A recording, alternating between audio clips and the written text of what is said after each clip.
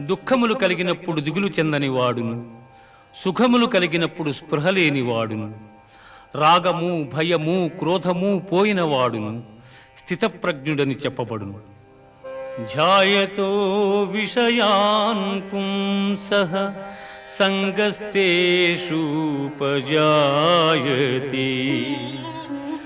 సంగాత్ సంజాయతే కామః కామాత్ క్రోధోభిజాయతే క్రోధాత్ భవతి సమ్మోహః సమ్మోహాత్ స్మృతివిభ్రమః స్మృతిభ్రంశాత్ బుద్ధినాశో బుద్ధినాశాత్ ప్రణశ్యతి బుద్ధినాశాత్ ప్రణశ్యతి.